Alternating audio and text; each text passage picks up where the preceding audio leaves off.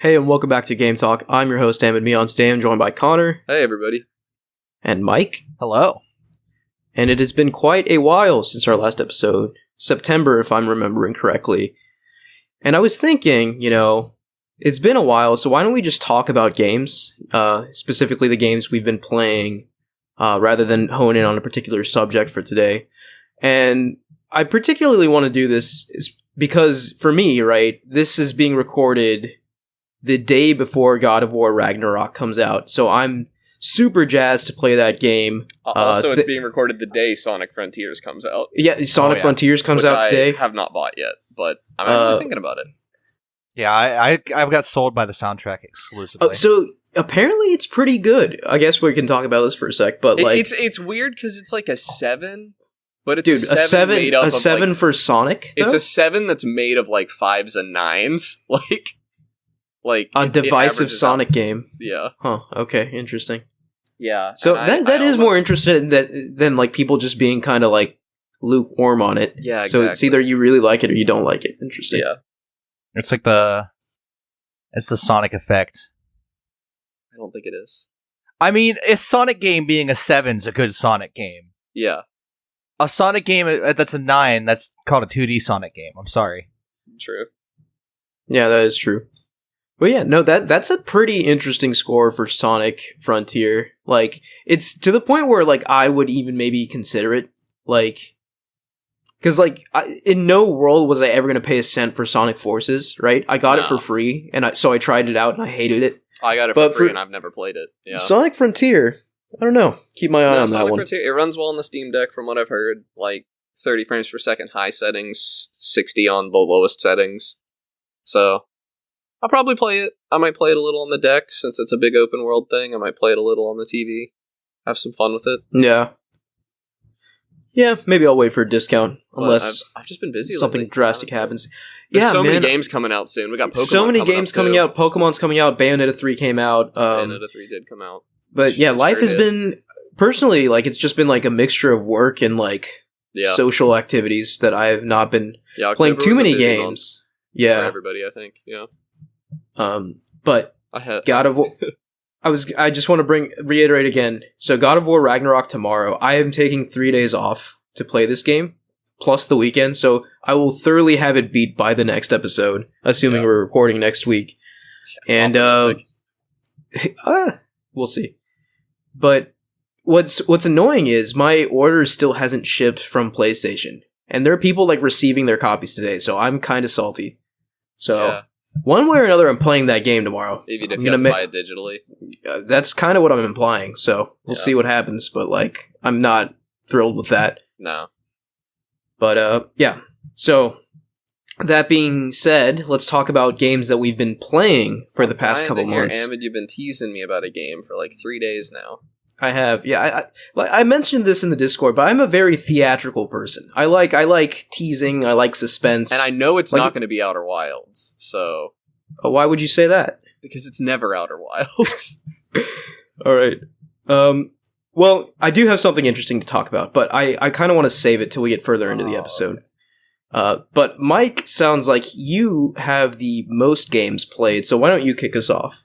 All right. So I think the first game, it's an older one. I started playing through Dishonored 2 finally.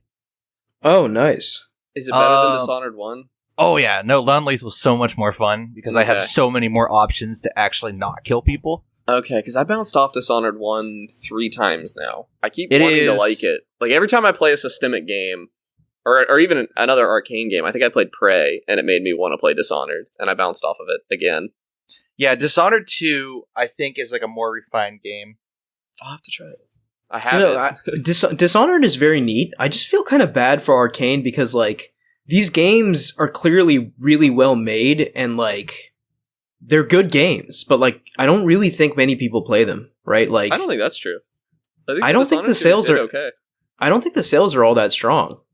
I think Deathloop was, like, a pretty big deal for them, but, like, up until that point, I think they were having difficulty finding sort of more mainstream success of like other Bethesda studios. Immersive sims are kind of like a niche genre. They aren't like a big. They are. That's kind of what I was getting at. Yeah, but they I don't know. They're really good games, and I feel like they should be given more shine.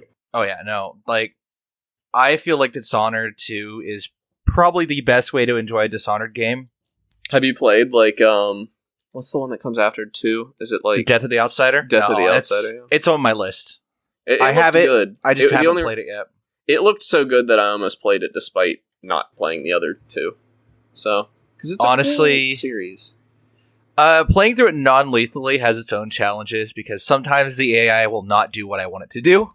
That's my hang-up on stealth games, is that, like, with the exception of Hitman, which I feel like really leans into, like, accepting your mistakes, if I make a single mistake in a stealth game, I, like, restart the level, and I'm not that good, so I end up getting, like, kind of hard stopped at, like, halfway through the games, usually. And that's not fun. Remind me, Dishonored doesn't necessarily have to be stealth, right? It doesn't have to be. You can do aggressive builds and stuff. I feel like I'm doing, like, a mixture of stealth, but I'm not quite stealthy. But if I get detected, I just accept it. I'm just trying not to, the way it works is that stealth isn't much of a factor as is killing people. Yeah. Not killing people. So you can just, like, run past and stuff? Yeah. Okay. You don't have to engage anything, really. Interesting. That's cool.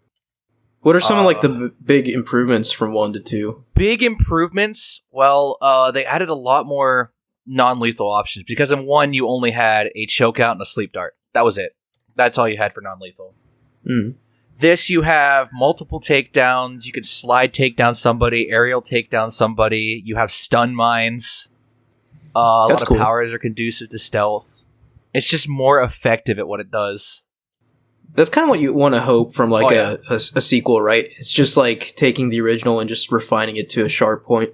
I will say Emily Caldwell's powers are absolutely game-breaking. The ability to just chain up 4 guards at once with Domino and then choke one out and they all go unconscious is really nice. But that was kind of the point, right? Like, it's a huge power trip. It's more game-breaking than anything else I've experienced. Yeah. I might have to download that. I could play. That'd probably be a fun playthrough on my Steam Deck. He says for the third time this episode already. Right? Yeah. that's going to be a theme for me for the rest of my life, probably. Interestingly enough, though, the game also throws a time travel mechanic in one of the later levels. I'm not going to spoil how, but there is a time travel mechanic at some point. I do. Is it done? Time travel mechanic. Yeah, is it done well? Oh yeah, because you can see into the past and into the future with the item they give you. Yeah. And the time will pass in both present and past, and some actions you do can affect the present. So it's a lot like the one in Titanfall 2. Yeah, but you can travel at whim. That's good stuff. Oh yeah, it is. It was a very interesting level. Sounds like a JoJo villain's powers. Will I be lost if I didn't play Dishonored 1? No. Okay. It's self-contained and it only like makes allusions to like what happened in 1. Numbered sequels are tricky for that. Yeah, this one does it fairly well, which I can't blame it. Play Dishonored 2. Yeah. Yeah, that's a solid rec, I think. Yeah. Okay, so I guess I can go with one of my shorter ones. So I think last episode, actually, I mentioned I was playing the Modern Warfare 2 beta. So I did end up getting Modern Warfare 2 and playing the full game. I've beaten the campaign and played a good chunk of the multiplayer. And I have some thoughts, right? So, multiplayer, it's that same mixture of, like, frustration and excitement that Call of Duty tends to be, right? Frustration because, like, everyone's just so much better than you until you drop in the skill-based matchmaking to, like, a suitable place. And excitement because it's, like, really fast, arcadey, high adrenaline, first-person shooter gameplay that I personally believe Call of Duty does that really well in general. So the multiplayer's there, and it's fine, right? So, like, it's basically what I'd expect. It'd be cool if I had, like, someone to play with, but, like, it seems like most of my friends were not really interested in Call of Duty this year, which is whatever. Yeah. I don't know. Modern Warfare, I'm kind of into the Modern Warfare series as far as COD goes, but serious beef with the campaigns of these games. Okay, so actually that's an interesting... That's the main thing I want to talk about, really. So I played this campaign, and I played it on veteran difficulty, as I always do, so that might contribute to my frustrations with it. Or maybe frustrations is even a little too harsh, right? Because, like, it was... What I can say about this campaign is that it very much tries to be different from all other COD campaigns, right? So what does that mean, right? So less focus on like large scale warfare and like more focus on like spec ops. Like the whole thing is basically just like stealth operations, right? There are obviously some set piece moments, but like not on the level of like COD as you'd expect, right? They were a lot more subdued. Kind of like, I guess for a comparison that makes sense to me is like Uncharted 2 and 3 versus Uncharted 4, right? Uncharted 4 was a lot more like held back and stuff like that. So yeah, this Call of Duty campaign, lot of stealth, and a lot of weird, like, one-off mechanics, right? So, like, and I do, like, applaud the developers for trying something new. I just don't necessarily know if it's something I want in a Call of Duty game, right? So, like, there are levels where, like, basically, so I'm thinking of one specific level where you are stranded, wounded, without any weapons in, like, the middle of, like, an enemy area, and you basically have to, like, find items and craft things. Oh, weird. Yeah, it's very unusual for a Call of Duty game, but you basically have to like Home Alone some weapons and like fun, sneak around. It was fun. It was cool, but like I feel like it almost overstayed its welcome a little bit. And maybe the bigger issue for me was that it wasn't really veteran difficulty made it a little frustrating. That could be it for me. I don't know. Maybe it just didn't gel with me 100%, but I do respect the fact that it went out of its way to do something different. Another level, it kind of did that, like, wide linear thing, right? So, like, Call of Duty campaign levels are usually, like, just get from point A to point B, right? Like, shoot your way from point A to point B. But there are levels in this game where, like, okay, you're dropped into this massive enemy compound. You can go where you want, tackle objectives in any order you want, and that sort of thing. And granted, that's not anything new as far as a first-person shooter campaign is concerned, but it is new for Call of Duty. So I think it is worth mentioning that. But it is weird. Like, you could tell, like, I felt like the devs really enjoyed working on these, like, alternate mechanics. Like, these weapons-free mechanics that involve, like, crafting and material gathering and stuff. Because the actual, I guess, if you want to call it final boss fight or final encounter of the game, I guess spoilers if you care, but it's Call of Duty. Yeah.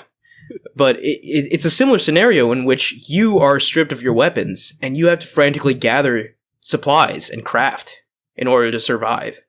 So it was kind of it was an interesting choice, right? Because like that's not really what you associate with Call of Duty. Call of Duty is like guns blazing, high octane, like absolute nonsense, like happening on the screen, you know, crazy set pieces. But this was a lot quieter and a lot more different, and it tried things that have never been tried before in Call of Duty. So I do, I guess, give it points for that. It's just, I guess, when I consume Call of Duty campaigns, I expect, it's like, you know, getting McDonald's, right? Yeah, you know what you're gonna get. Yeah. You know what you're gonna get, and you enjoy it, right? And then you don't think about it again for X amount of time. You know, it's not gonna create any long-lasting experiences. It's just like fast food. And that's kind of what I wanted from Call of Duty again, and I didn't get that, so I was a little miffed at first, but when I thought about it, I was like, okay, it's cool that they did something different, but maybe I would have preferred the traditional, like, Call of Duty campaign. See, my beef with Call of Duty is, especially this one, is that the whole, like, Call of Duty has no politics argument, and then they have a scene where you, the player, as an agent of the government, are told to de-escalate a situation. Oh, how did I forget this? Civilians. Yeah. That's an unforgivable sin to me. Like, it's not even that I'm mad about the political statement. I'm mad that they're trying to argue that it's not a political statement. Who's trying to argue that? Activision or like gamers? Activision is, yeah. Okay, Activision says that Call of Duty has no politics, and that's just. I think it is literally every Call of Duty has politics, like other than like maybe the advanced futuristic ones, but even those are rooted in politics, like future politics that don't exist. And it's just an insane take because it's so clearly like the military can do nothing wrong, which is just an extraordinarily bad take. Like. I just can't support that. Even though, like, some of the campaigns and stuff, like the bombastic stuff, it looks fun to me. I could never give money to that. Like, because it's just, the fact that it's so not under a magnifying glass, it's like that. Like that's like the insipid, dangerous stuff to me. Is like something that everybody is playing and just kind of accepts without thinking about it at all. I think that's just a dangerous. I mean, that way to moment, present the like message. I'm so glad you brought that up because I definitely wanted to highlight that. Yeah, moment. definitely. That moment elaborate because was I haven't played the game. so absurd to me. I thought it was maybe like self-aware, but I don't really know that. Like that was the first impression I got. But the mechanic happened like several other times that level, and I was just like, maybe this is a little weird. But like the first time, it was just like point your gun at this person to de-escalate the situation. It doesn't even say point your gun. It says like pull the left trigger, which is like to aim down sights. Yeah. So you aim. Well, that's what you're doing. You're threatening them to de-escalate the situation. But it doesn't even say point your gun at them to de-escalate. It doesn't have. But the first time it happened, I literally to say that. I literally laughed. I was like, oh my god, this is so absurd. Like, no, but it's really bad because as much as we don't want to admit it, there are 10-year-olds playing this game. Like, right, yeah, and they're being taught absolutely true in a very real way that this is all not just okay, that this is what a hero does. Like, you are the hero in this game. It's not good. Like, it'd be one thing if they bothered to make you like an anti-hero or anything, but a lot of times like they really just don't commit to that. Call of Duty is not unused to controversy. That's the best way I can put it, right? Because do you remember the No Russian mission in Modern Warfare 2? I was a little too young to be... I never played Modern Warfare 2. Okay, so there was like a notification that came up before that level and before you played the campaign, and they were like, hey, this level is not for everyone. You can absolutely skip it if you want. And what it is, it's basically you... And by all accounts, like, I do not think something like this could make it into a Call of Duty game today. But what it was that you were... You were posing... Well, let me finish.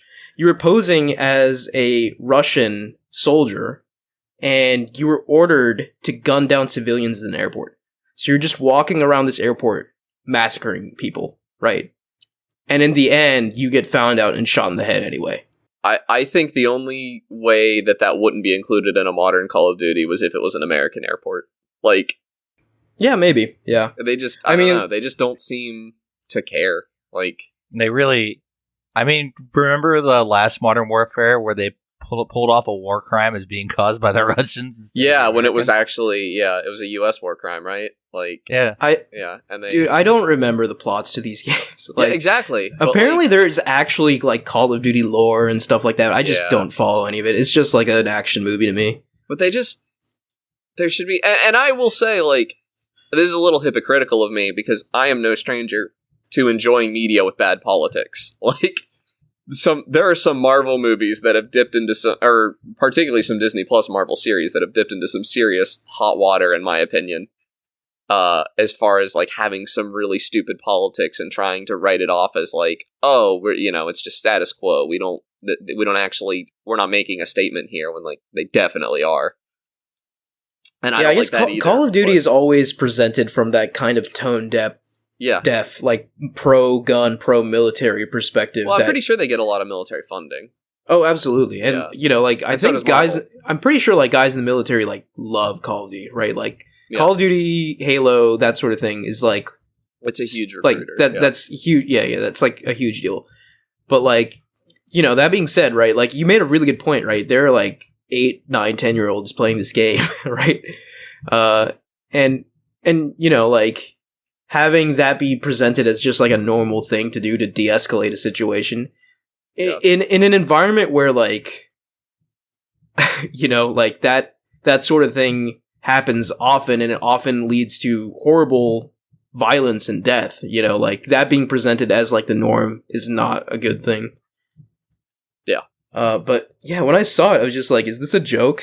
Like, I wasn't sure. I guess to an extent, I'm still not sure, but now I'm starting to think that they're just being tone deaf. I didn't play the game, so I can't say, but I did watch, I think it was Writing on Games, I want to say. It's usually Writing on Games that he plays every Call of Duty and then complains about its tone deaf politics. And it's always a good video. I highly recommend Writing on Games. It's a good YouTube channel. But yeah, I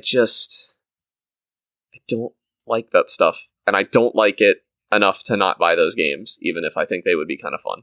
Yeah, no, I mean, totally. I totally get that. It's not like, and it's not like you're missing anything crazy, right? No, this is like, I'm sorry if it's like insulting to the developers or anything, but I really do see Call of Duty as like fast food that I consume and then forget about. Yeah. But, yeah, so that is the campaign, right? So interesting components of the campaign, right? Some controversial, some new mechanics being explored. But there's one other like major mode, and that's Spec Ops, and I actually haven't tried that yet. But it's like a series of like co-op missions, so that's kind of neat. But I don't know if I'll find someone to play that with. But good luck. Yeah, and apparently, while we're on the subject, right, there's no Call of Duty happening next year, right? So it's going to be Modern Warfare 2 for a while, but apparently there's like a big, in their words, like premium expansion coming to Modern Warfare 2 that's coming out next fall. That'll add like lots of new modes and maps and such. So, yeah, I don't know. We'll see. Call of Duty Modern Warfare 2, I guess, technically, right? Because we've already had Modern Warfare 2, is going to be around for the foreseeable future. So, but yeah, that's one game I've been playing. A game other than Call of Duty is going to be the best-selling game next year. That'll be nice.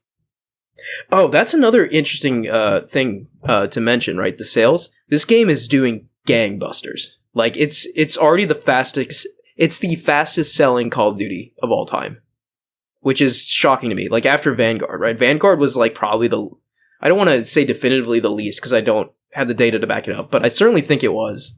But like, yeah, this was selling like hotcakes. So Modern Warfare 2 is unfortunately probably going to beat Elden Ring this year for the highest selling game of the year, but hopefully it doesn't because I love Elden Ring, obviously. But yeah, it does seem like with Modern Warfare 2, Call of Duty is back. I don't know if that's just like because it's the Modern Warfare title, because that does mean something, right? Modern Warfare 2 specifically means something. Like people. Well, I know a ton of people who would call that the last good Call of Duty game. Like doubly Modern Warfare 2 and just the Modern Warfare name, right? Modern Warfare is synonymous with like the modern first-person shooter. I mean, even I know some of the maps from Modern Warfare 2, and I never had it. I was just exposed to so many people playing. Yeah, that's a piece of the expansion coming next year. Apparently, they're just adding all the old Modern Warfare 2 maps to Modern Warfare 2. Yeah, people are gonna like that. So. Yeah, my first Call of Duty was Black Ops, and it's pretty mid. So yeah, my first one was Modern Warfare, the original, and I loved that game. That was an incredible game. Notably, Black Ops was my first and my last. I never bought another one. Oh man, yeah, because they're not good games. Hot take. Yeah, objectively, Call of Duties are not good. Yeah. Yeah, they're fast food to me. Yeah, they're fast food. I don't care about them enough to defend them to you. Also, feel free to eviscerate I figured them. Not. This is not me trying to like controversy like I sometimes do when we talk about like The Last of Us or something. This is me just like they're not good enough to be worth talking about to me. Like other than like roasting their politics a little bit. But yeah, okay. So let's move on. Connor, I'm gonna talk Bayonetta 3. Nice. So I have some questions about Bayonetta 3 as well, but yeah, let's... Yeah, good game. Overall, when you're playing as Bayonetta, this game's pretty fun. It's the best combat the series has ever had. It does this interesting thing. The new mechanic is called Demon Slave.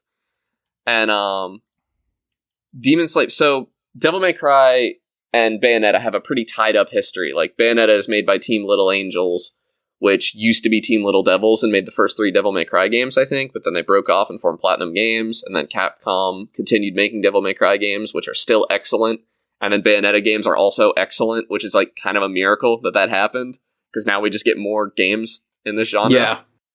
But anyway, Devil May Cry 5 has a character called V, and V has these demons that he attacks with instead of fighting himself. And that was interesting, but it was like kind of half-baked. It was the worst part of the game for me, albeit like on my first playthrough I didn't mind it at all. It was just a nice shake-up. Mm-hmm. But Bayonetta 3 has a similar mechanic where if you hold left trigger, Bayonetta starts dancing and, her clothes disappear and everything, and her hair does a thing, and a demon appears, like a giant demon. Disappear. Yeah, that sounds like Bayonetta to me. And these demons like are huge and do a ton of damage, which is not how V was at all. But Bayonetta is completely exposed while you're holding left trigger. She has to be dancing. But what you can do is like kind of queue up some actions for the demon to do, and then let go of left trigger and go fight as Bayonetta until that queue is gone, and then do it again. And being able to control like 2 characters at once in that way is really fun to me. I was actually really, really enjoying it. The demons also have their own health, and like I think they can like get enraged or something. I thought I read that, but that never happened to me, so I don't even know. I played on normal. Did you finish it? Yeah, I beat the game, yeah. I played on normal mode. I'll probably play through this game again on a higher difficulty, but I kind of just wanted to see it all first. That's kind of what you have to do in some of these games, is like, it takes the entire length of the game to kind of come to terms with the mechanics a lot of the time. But when you're playing as Bayonetta, this game is extremely fun. And I keep saying that because you do not always play as Bayonetta. So I heard like there's a lot of, I don't want to say gimmicks, but a lot of like, here's a new set of mechanics that you're going to use for the next like 10 minutes and you'll never see again. And every single time, with one exception, there was one where you're like you're on a giant dragon thing, Keiju, and you're like sliding around a city, and like the bombast of that was pretty fun. Also notably, this isn't new to Bayonetta. Like, they've always done like short, like weird sections where the mechanics are completely different, but there's usually fewer than this. There was like 1 or 2 of these per level this time, and most of them were pretty unfun, and you're just waiting for them to be over. Even graphically, this game is not graphically impressive at all. It actually, like, the Switch, I don't know if the Switch was holding it back or if there was a budget thing, but this game does not look good ever, pretty much. Yeah, so I have seen some ancillary stuff on this game. Like, I watched Digital Foundry's video, I watched like Donkey's review, and apparently, this game is struggling majorly to hit 60, almost at all times. This game looks and runs worse than Bayonetta 2, which that's a shame. Yeah, in a pretty big way, especially for like a game like this, right? Like an action combat game. So the frame rate never bothered me during the fights. Really, I can't think of a single instance that was an issue.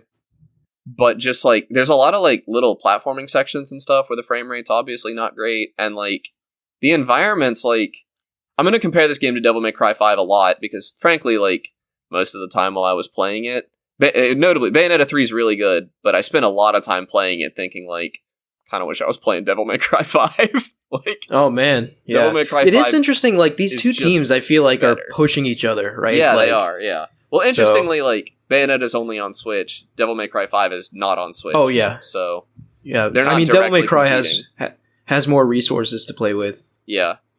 But I see what you mean. Yeah, they're not directly competing because they're not on the same platform. But Devil May Cry 5 is just better in most ways. I will say, like, I didn't use all of Bayonetta's weapons because she has so many. You get so many cool weapons in this game that I just didn't, like, I felt like I needed to master them to perform well, and so I didn't switch a whole lot. But, like, replayability-wise, and this game highly encourages replayability, largely because you should skip every cutscene in this game because every cutscene is atrocious and unwatchably bad and poorly written. I kind of want to comment on that, because, so, I've been playing Bayonetta 1, It's right? worse than Bayonetta 1 or 2. Like, the absurdity or, like, the watchability or whatever? It's not fun. Bayonetta 1 and 2 had fun, absurd there's a stuff campiness to Bayonetta 1 that I enjoy, right? Like, it's, like, so ridiculous, but, like, also, it presents itself with so much confidence. I'm just like, okay, I respect this. Yeah, no. Even though this is, like, one of the most absurd things I've ever seen in my life. Bayonetta 1 and 2 both lose the plot in a pretty big way at the end and turn pretty bad and, like, kind of stop being fun. But then they kind of get it back at the end. It's weird, but it, like, almost has, like, wacky Kojima-esque energy. Like, yeah, it does. Yeah, it's very Japanese. It's very, like, Bayonetta. In Bayonetta 1 and 2, she's so confident. She's so cool. She's never afraid of anything. She's so on top of it. Bayonetta 3, kinda, but also just, like, the problem is you run into a bunch of other Bayonettas in this game. It's a multiverse game. Yeah. And, like, none of those, like, it kind of does the Rick and Morty, like, you were the most Bayonetta, like, okay.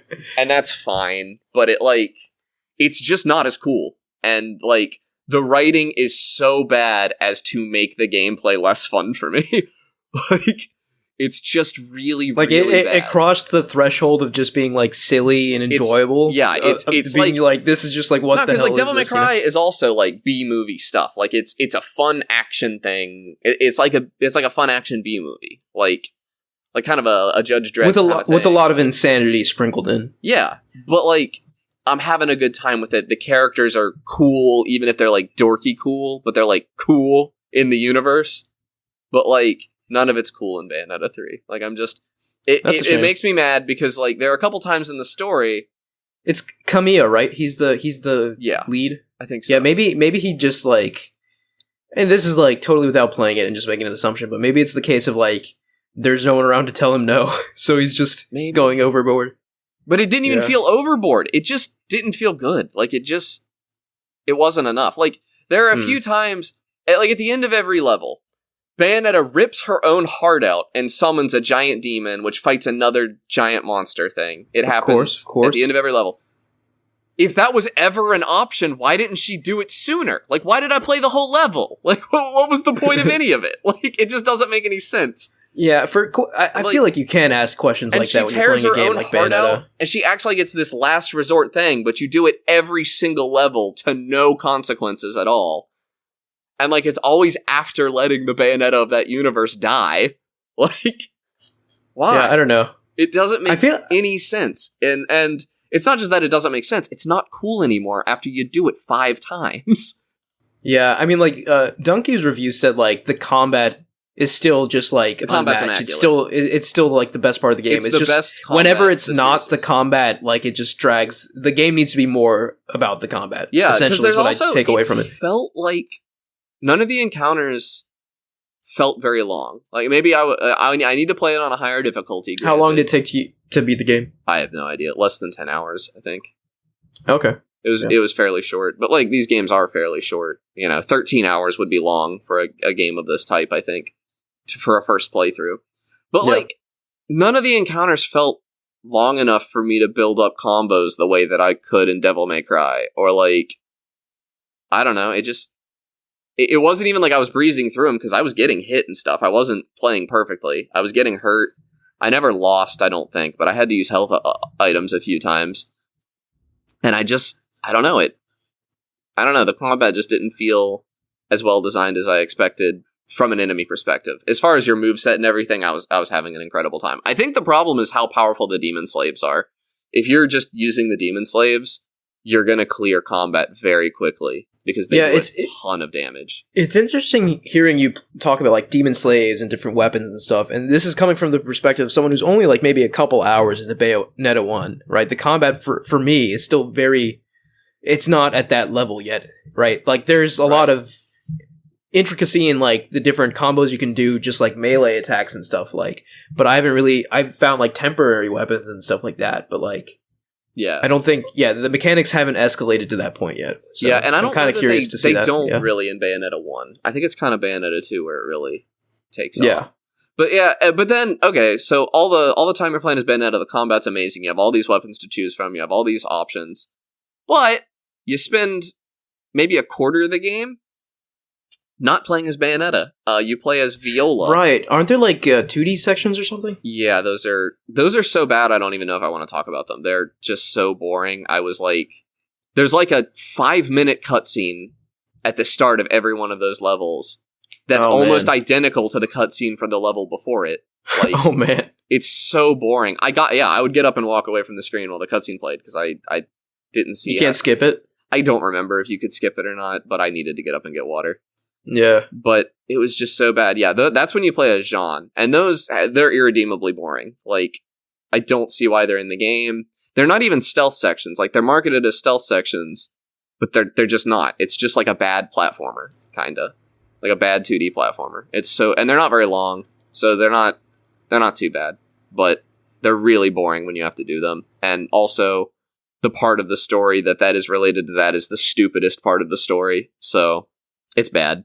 But Viola is the offensive one. Viola is the other character you play as. So you play as 3 characters? Yeah. Viola is, like, gameplay-wise very similar to Bayonetta, but her moveset is different. She, her equivalent of Demon Slave is called Cheshire, and you don't control Cheshire. It's a giant cat thing. And when you let Cheshire out, he controls himself, but you don't have your sword. So you have like a different moveset and you're punching. But when you don't have Cheshire out, you have a sword and you're fighting with that. And it's fine. But I always felt on my heels when I was playing as Viola, which I think was partially on purpose because she is canonically like way weaker than Bayonetta. And like, you know, kind of a dorky kid situation, like really looks up to Bayonetta and Jean and like trying to keep up with them and everything. But that doesn't change the fact that I like just wasn't really having a good time playing as her. I think the most egregious thing, Bayonetta dodges to trigger Witch Time, which is a really important mechanic. But with, it's more of a pair. And notably, if you miss the Witch Time with Bayonetta, you still dodge. You did not get punished for trying. I was just going to say, that's probably my favorite mechanic in Bayonetta 1. Yeah, and it feels really cool. satisfying. It's really fun. There's not, you know, that's something, there's nothing like it in Devil May Cry, really. Viola, alternatively, has to basically parry, which means when you fail, you get hit. The timing for it is, like, pretty tight. Well, the timing for it to trigger Witch Time is not very tight. But sometimes you'll trigger Witch Time and it lasts less than a second. You can't even get a hit off because the animation for your parry doesn't finish. And then, like, what was the point? Like, the screen just turns purple for no reason.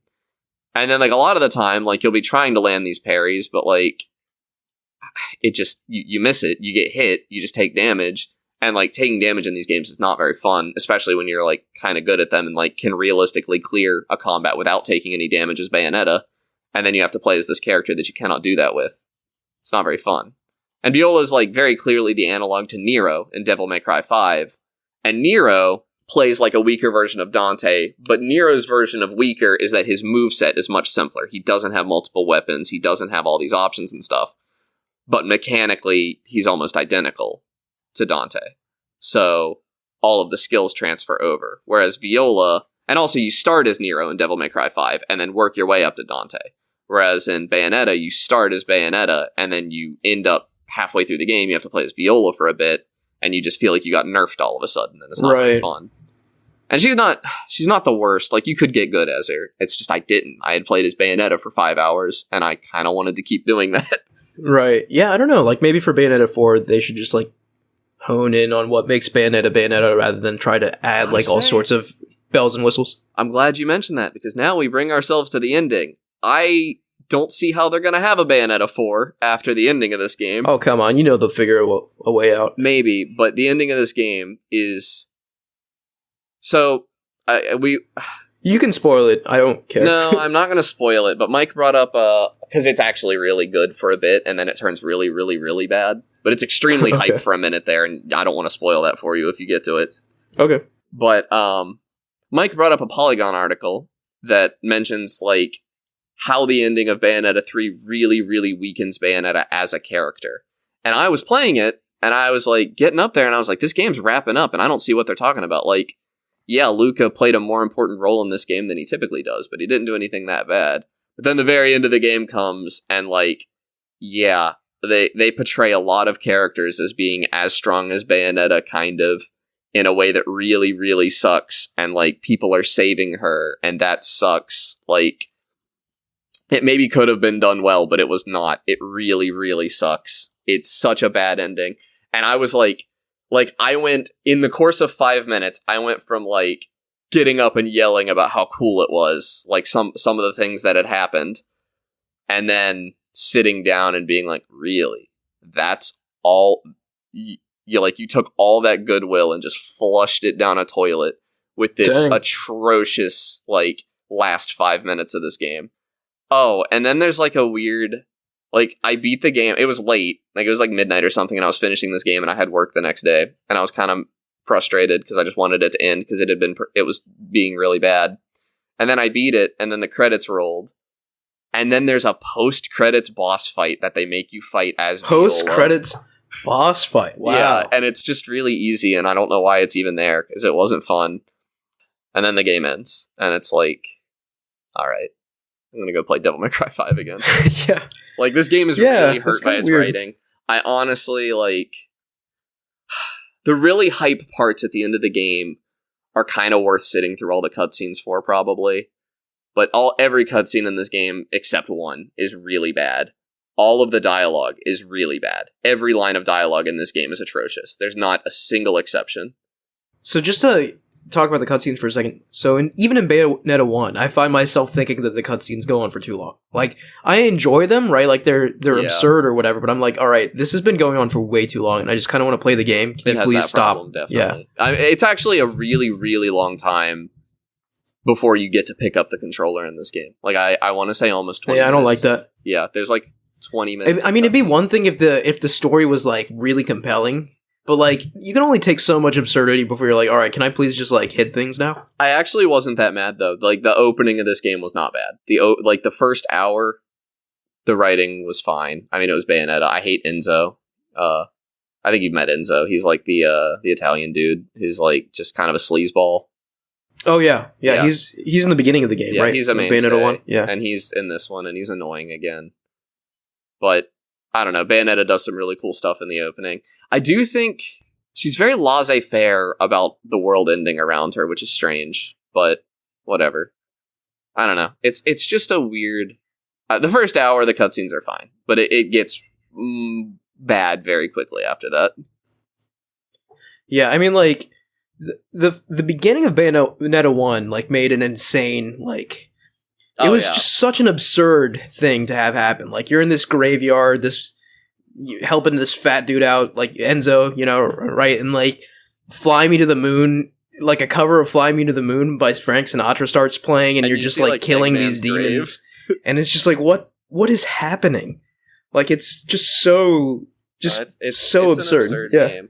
I definitely think Bayonetta 3 is the gameplay peak of the series, but I think for most things, Bayonetta 2 is better. Like, story and bombast and everything. And, like, aesthetic. Bayonetta 2 is a pretty game. Bayonetta 3 is not a pretty game. I like Bayonetta's design in 3 the most, out of all of them. Yeah. Well, maybe Bayonetta 1 and 3 are both pretty good. I don't like the design. Do you feel like they had to make, like, artistic/visual compromises because of hardware limitations? I can't tell. It's a weird game, because, like, it's a multiverse game. Like, you're going around the multiverse.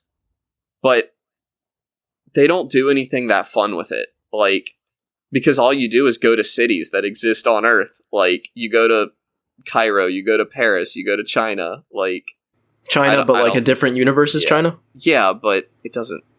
like, it's an ancient China that you go to, which is, like, fine, I guess.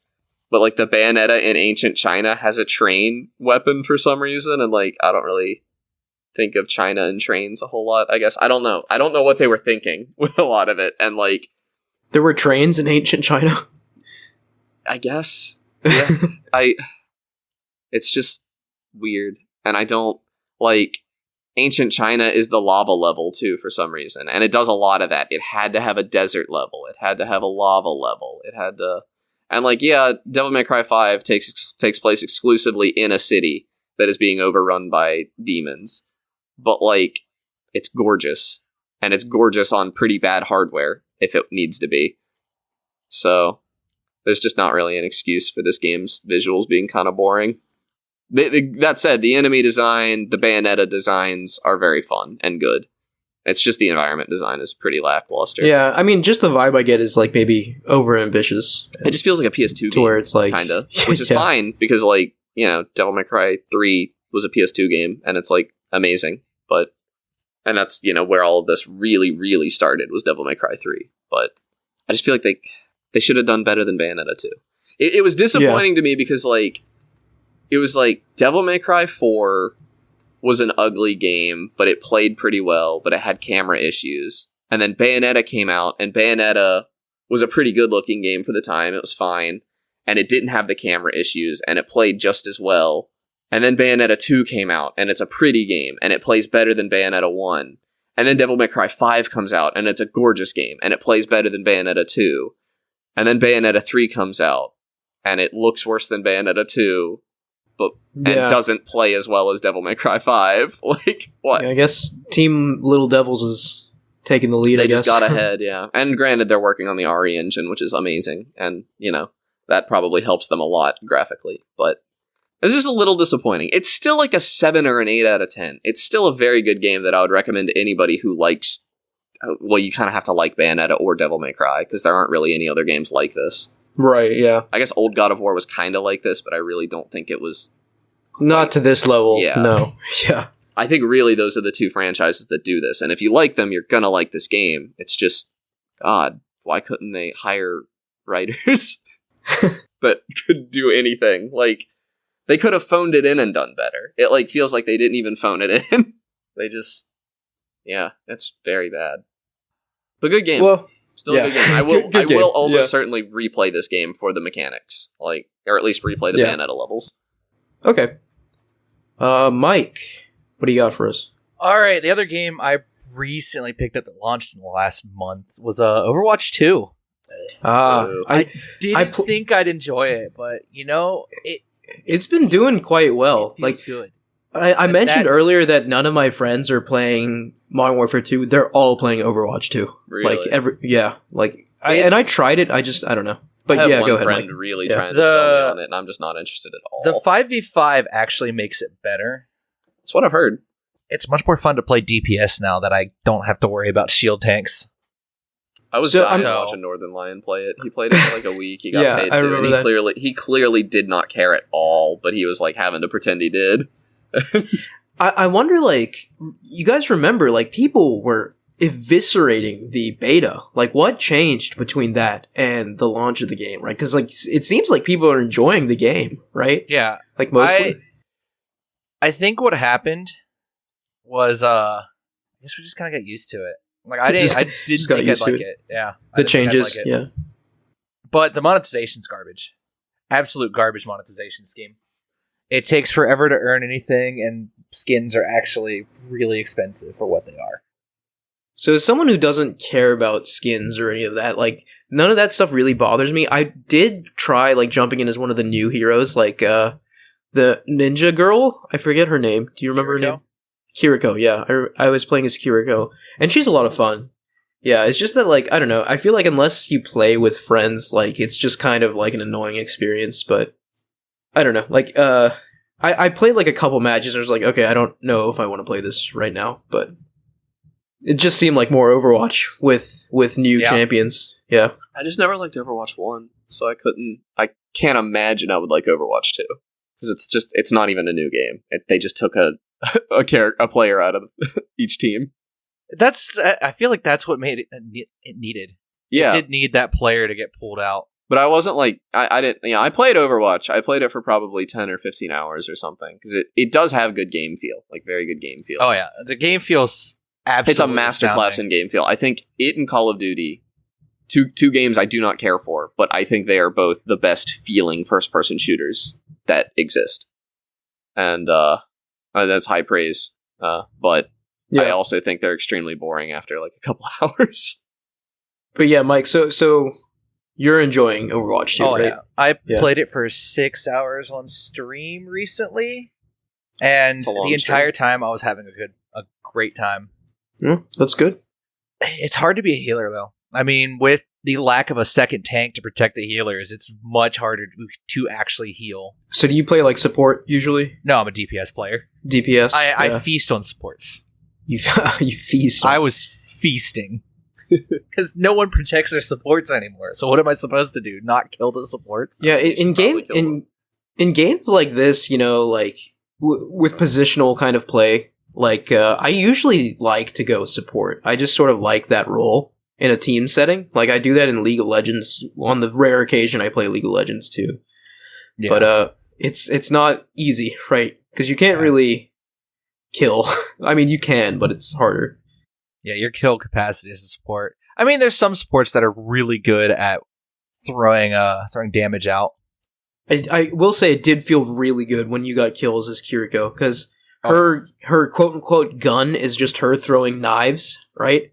So you have to, like each knife you throw, like, you can aim where it goes, right? And obviously, like, if you do headshots with a knife, it crits and stuff, and it feels really good to do that, but it's very difficult to do. It's, like, much harder than just, you know, aiming a gun and shooting.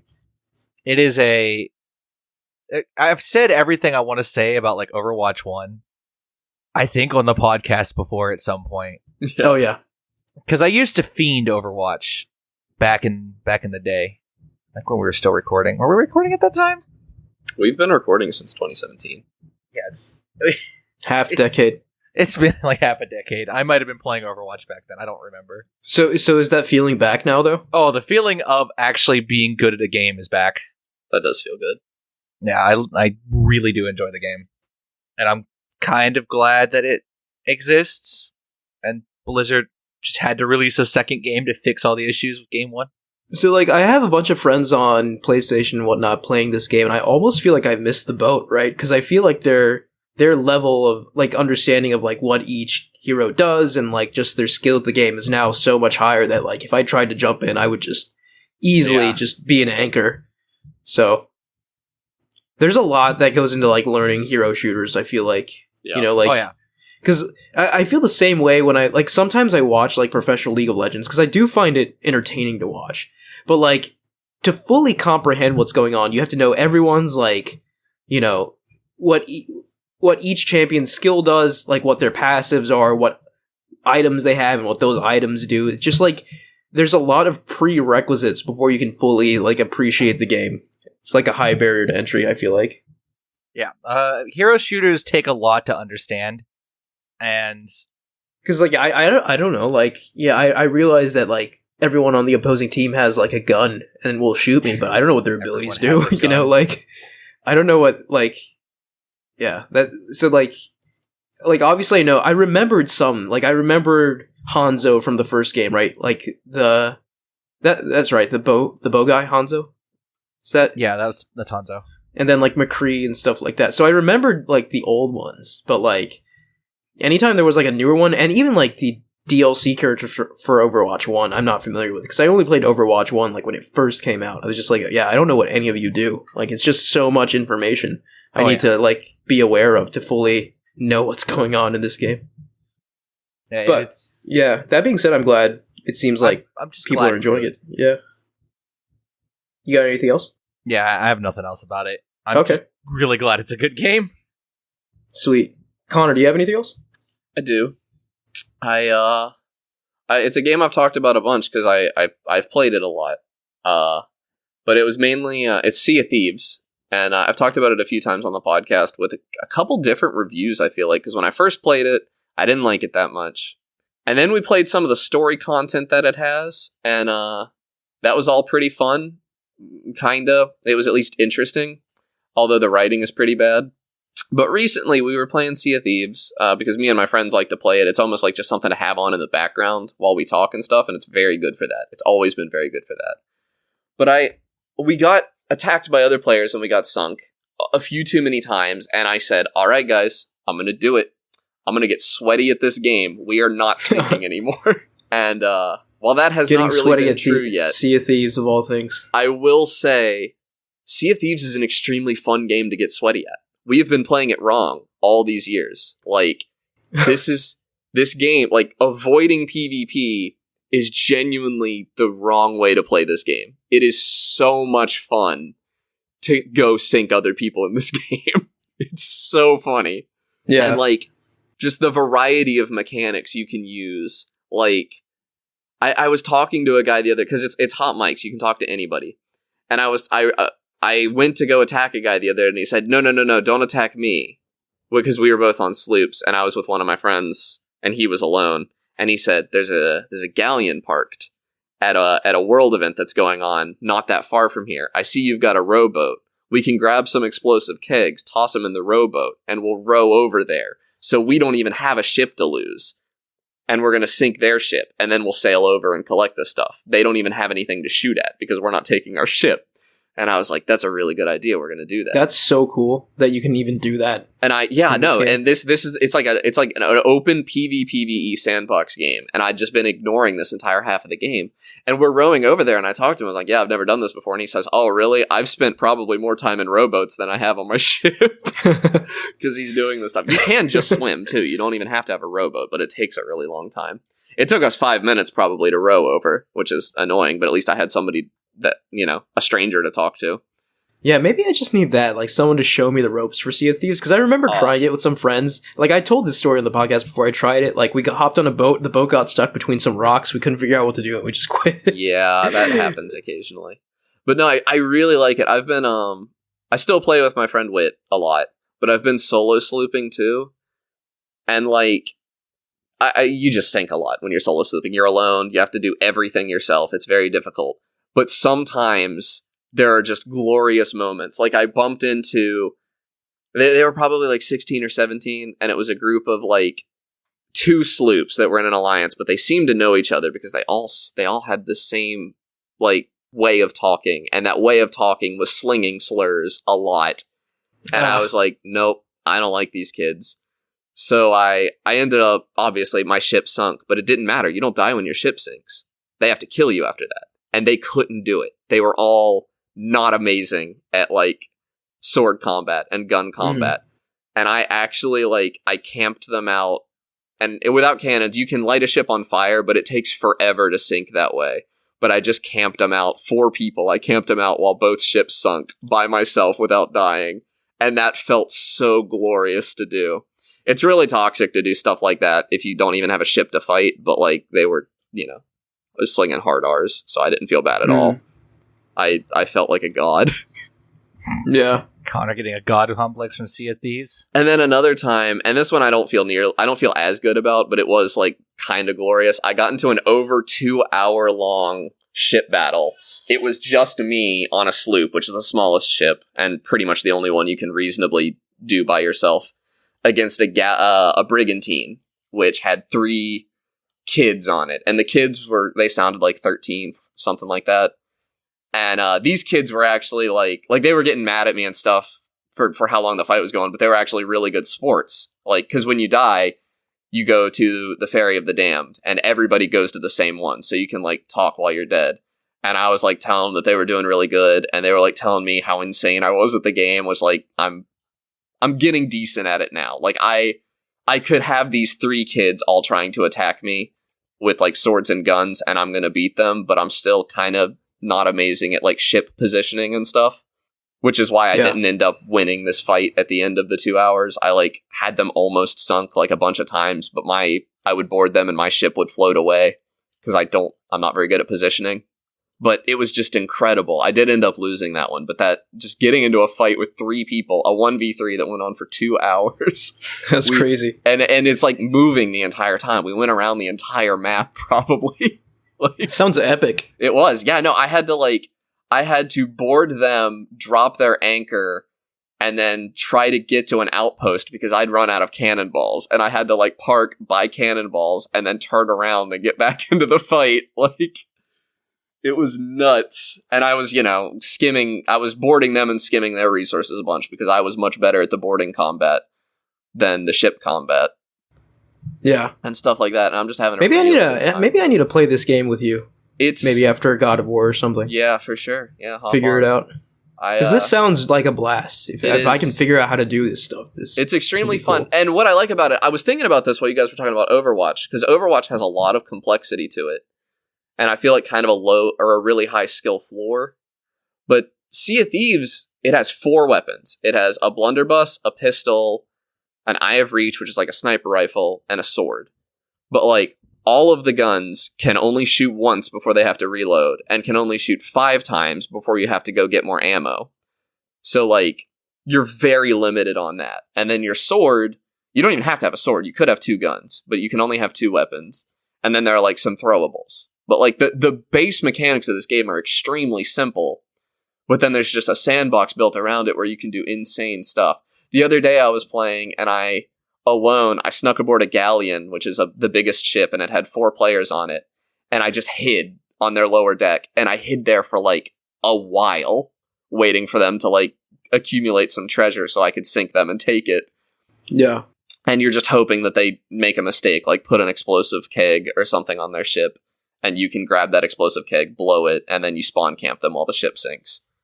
Which kind of sounds more toxic than it is. That's just kind of how the game is played. You have to spawn camp. Like super toxic. You have to spawn camp to beat good players. Otherwise, it's just not going to happen because you can repair a ship faster than it sinks. So the only way to really stop them is to get aboard and kill them before they can do the repairs, which turns out. But it's a galleon, so it's a big ship. There's a lot of places they can spawn. So spawn camping is not easy, and there's 4 of them, and there was 1 of me. So spawn camping is not easy. Yeah, you're just hunting them. Yeah, it's more of a hunt than a camp. And like the ships are designed pretty well. They're kind of like a microcosm of an FPS map. Like there's a lot of movement stuff you can do around the ships that's interesting. Even the tiny ones, the sloops. It's genuinely like, I've given very lukewarm reviews of Sea of Thieves in the past because I was only doing the PvE content. Once you're actually fighting other players, this game's actually kind of nuts. It's really fun. But it's, it's hard to get started. Like, I was just gonna say, it's just been improving too, like over time, right? Like Rare has been kinda. I mean, this is Rare's destiny, right? So it's kind of been improving, arguably. I don't really care for the direction the game's been going lately, which is like, all they've been adding are like quote unquote adventures, which are PvE content that is only available for 2 weeks, I think, and then it goes away. What? Yeah. Like, does it come back ever? It does not come back ever. That sounds like a colossal development waste. Well, it's also, they're not that good either. So, but the next season is supposed to have a focus on PvP, which is going to be very interesting. And the current adventure has kind of a focus of PvP. There's like 6 forts around the map, and the adventure is to claim them for either Pendragon, which is the good guy, or Flameheart, which is the bad guy. And the writing involved in all this is pretty bad. But that's a fun idea. The problem is, I think 6 forts is too many because there are only 5 ships possible on a server, which means, realistically, the odds of 2 people being at the same fort at any time are pretty low. I've never seen it happen. And I've been, just hopping on and conquering forts. I run into other ships in between the forts and fight them, but I've never run into a ship at a fort a single time. And I've never... Oh, we did get rolled up on at a fort one time, and I don't know what the guy's plan was, because that ship was underwater in seconds. Like, we did not even sweat. Oh, you just, annihilated him? Oh, my God, it was... He, I think there might have been 2 of them, I couldn't tell. I couldn't tell if there was ever anybody on the ship. He, fired himself out of a cannon, which you can do, and is extremely fun. And he fired himself onto the fort, and I was like, hey, wait, there's somebody on the fort, you need to watch out for that, I'm going to sink the ship. And then I shot the ship 5 times, and then I got on his ship, and I made sure that I steered it away so that it couldn't hit ours. And I think Wit killed him on the fort, and then I killed him when he respawned on the boat, and we just waited for his boat to sink. And I know, I was literally I wasn't trying to be toxic, but I was like, what was your plan? Because he was texting in the chat you guys suck, and I'm like, what do you mean we suck? Do you mean we're mean? Because okay, maybe, but if you're saying we're bad at the game, that's just objectively false. Getting sweaty in Sea of Thieves. Now I've seen it all. It's definitely it's a game that has a high sweat potential, I would say.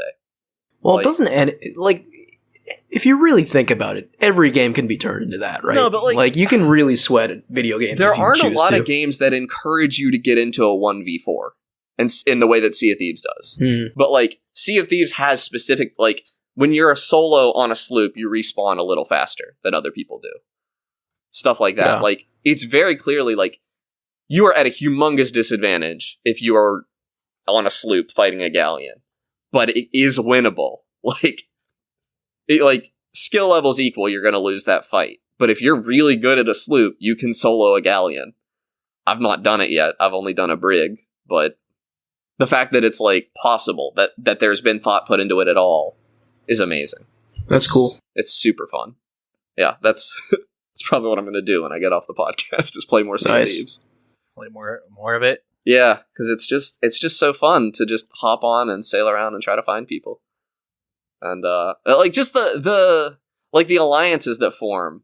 We rolled up one of our first PvPs when we were still trying to get good at it.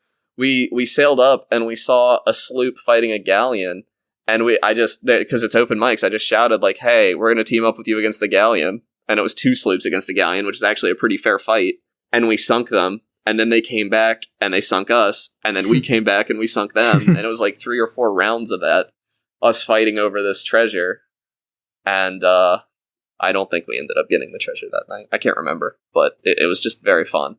And that's also when you're playing the PvE, all you're thinking about is the treasure and the numbers going up. And I genuinely don't even care about it anymore, because most of the cosmetics in this game are hideous anyway, and that's pretty much the only thing you can buy with gold. So I don't really care It does have a problem that there's nothing to spend your money on. Most of the cosmetics do not look very good, but it's weird because I think I've said this in the other times I've talked about it. I think the environments in this game are gorgeous. The water is like beautiful. The ships look good, and some of the ship cosmetics are good, but every character in this game is hideous. Like every human being, really bad. Which is, they're pirates. It's supposed to be. Right, yeah. But yeah, I highly, if you have Game Pass, I highly recommend this game. I think it's like it's $40 or $60, and I still have a hard time with that price point for this game, I think. But if you have Game Pass, it's very much worth checking out. Right on. Yeah. All right, so I selfishly want to be last. So, Mike, do you have anything else? I could talk about Minecraft again, because I downloaded another mod pack. Oh yeah. The one where you got radiation poisoning. Yeah, the one where I just got radiation poisoning. Wasn't that in Eternals? No, I downloaded Enigmatica 6, which is a little less of a beefy mod pack and more kind of focused. Okay, I like that. And I've been having a lot of fun with it. Yeah. I've never heard of it. I of course bought another server, but that's just because I wanted to play it with people, not because I couldn't run the mod pack. Yeah. But I've been having fun with it. It has a bunch of mods that I've never actually used before. Yeah. So in addition to radiation poisoning, what else is there? There's a mod that adds rotational force and gears and cogs to utilize it. Like I made a big old gantry door. Oh, that's fun. So it's not create mod? That it is create. Oh, it is create. Okay. Yeah, it is create. Yeah, I watch a lot of Minecraft YouTube stuff. It's like Saturday morning cartoon stuff for me, kinda. But yeah. I watched The Chosen Architect, I think, or is it just Chosen Architect? But anyway, he plays a lot of mod packs, and I just get kind of bored with it because all the mod packs have the same handful of mods in them. It feels like Enigmatica doesn't have AE2 in it, which is bizarre, but I think it's because they decided not to use AE2. Yeah, the Emission kind of, because that's one that's in like everything. Yeah, AE2's in everything. Like I actually went down Mechanism, and usually I don't. Yeah. But they nerfed certain bits of Mechanism to force me to go down deeper into the mod pack. I keep saying I'm going to start Vault Hunters, but it's just, you have to play so long before you get into the actual Vault Hunters part of the game. Like, you have to beat Minecraft before you get to play any Vault Hunters. You have to, like, get full diamond armor and go to the end and everything. I think they actually, the newest update, you don't have to beat the End Dragon anymore, but still. Yeah, Enigmatica also doesn't have Biomes of Plenty in it. I think Industrial Craft's not in it. Interesting. Not having Biomes of Plenty, It has all the biomes you'll go instead. Is it 1.18? 1.16. See, I'm not playing anything pre 1.18 anymore. Especially Vault Hunters just patched to 1.18, and the new terrain, the tall, the better caves and everything are just so good. I can't stand to go back anymore. I mean, it feels really good. Yeah, and Biomes you'll go changes the biomes up so they're actually entertaining to look at. That's good. Like, sure, there's no under caves, but I mean, like, yeah, it's fine. The Deep Dark. I think there is an Enigmatica version that is on 1.18, but it's more in dev than 6 is. Yeah, because they're actively developing, I think, 2, 6, and 9 or 10. Yeah, Vault Hunter's literally just like earlier this week, I think. No, probably last week because it's like Tuesday. Got patched to 1.18, and I'm kind of excited for that. It's just nice to have an actual dev team behind a mod pack instead of like one guy throwing a bunch of mods together. That's how Vault Hunters is too, because Vault Hunters has a lot of like Vault Hunter specific mods. But yeah, I don't know Enigmatica, but I know that it's really cool in Vault Hunters. Yeah, Enigmatica has, I think, a dedicated dev team. That's cool. Because they are developing like 3 mod packs at the same time. Are they like on Patreon or something? How are they making money? I don't know. They got to be on Patreon. Everybody's on Patreon. Maybe. I think they're making money through server deals, maybe. That's how a lot of mod packs do. They just advertise Bisect hosting, and it's like, use the promo code. It's just a lot of work. We get commissions. Yeah. Man. I've been thinking about jumping back into Minecraft because I've been kind of overdoing it on Sea of Thieves. Yeah, Enigmatica's a stellar mod pack. They nerfed everything that I usually go to in my mod pack run, so I've had to use other things. Yeah, and that's awesome. Get creative. Yeah. Yeah. Need the create mod. I still need to dive into the create mod more. Yeah. Yeah, I mean, you can have an interesting Minecraft playthrough with just the create mod. Oh, yeah. It does a lot. I think I finished up Mechanism because I just got the mech suit.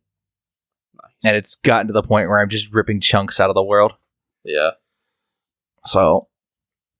Am I going to do it for Minecraft? Yeah, that's going to do it for Minecraft. All right. So I guess I will round us off here. So, as we all know, God of War Ragnarok comes out tomorrow, right? And I expect this to be a game where I'm going to eat, sleep, and breathe this game, right? It's going to be all that's on my mind. When I'm not playing it, I'm going to be playing it. When I'm not playing it... You're going to be thinking It's been a long day. Yeah, when I'm not playing it, I'm going to be thinking about it, right? And it's rare for a game to do that, but it feels so good when a game does that. Elden Ring did that to me earlier this year. Yeah. So imagine my surprise a week before Ragnarok, where another game did that exact same thing to me. Where even now, having finished it last night, I was up till like 2 a.m. I am still thinking about it today. And this game is Outer Wilds. Yeah, isn't it? Isn't it the most incredible game? It is a inexplicably special game. Yeah. I can't. The song, I can't stress that enough. It's I didn't overhype it at all, did I? I don't think you did. So like it's one of those weird things, right? Where like the more I already loved it when I played it and beat it, right? Like granted, I did get frustrated in a couple sections because some of the puzzles get obtuse. Yeah, one of the puzzle where you have to like stand on the pad while the thing that broke me. Yeah, that actually broke. I had to look that one up. I had to look. That was the only thing I looked up in the entire game. I hated that. Yeah, I think I mentioned that when I first talked about the game that is like the flaw that keeps it from being perfect. Like that one puzzle, and they've even made it easier than it used to be. They've made the window better now. Yeah, I just didn't know. Like, but that being said, right? Like this game it's something where like it's so much more than the sum of its parts, right? And like just reflecting on it, like I beat it last night, and that's like all I've been really thinking about today. Like it's such an achievement, right? Because a lot of games, and I've mentioned this before, like one of my favorite things to do in games is the sense of exploration, right? The thing that Elden Ring and Breath of the Wild and that's nail, all Outer Wilds is. Yeah, exactly. Outer Wilds is pure exploration. That is the entire game, right? And I didn't really know that going in. I was just like, okay, maybe I'm going to get an upgrade later that lets me like go through Ghost Matter or something like that. Nope. No, there are no upgrades. Everything, in this game. You start the game with everything you have to finish the game, right? So, and I think presumably that's amazing in and of itself. Like, and it's just like a beauty design wise too, right? Because you could start the game and end the game within like 10 minutes if you knew what you were doing, right? Yeah. But, like it's all about context, right? Figuring out why the solar system is the way it is, right? That is what takes you 20 plus hours, right? Like just slowly unraveling this haunting mystery, right? Like, and I'm sorry to say this, but so if you're averse to spoilers, maybe just skip to the end of this podcast. I'm not going to spoil the end of the game, but I will spoil like some of the mechanics, right? So it's a 3-year-old game. I think you're allowed now, but yeah. So this game has a 22-minute loop, right? So after 22 minutes, the sun goes supernova, kills you, wipes out the entire solar system, and you wake up 22 minutes earlier, right? And the first time this happened to me, I was actually like underground. Did you know about the time? No, I didn't know. The first time this happened to me, I was underground. I like suddenly everything started shaking. I started seeing blue everywhere. And then like the game just ended. I was like, what happened? I was so confused. Yeah. And then like I start back there and I was just like, okay, I guess I die, but I don't know what I did to like die. Like what did I cause? Like what caused this to happen?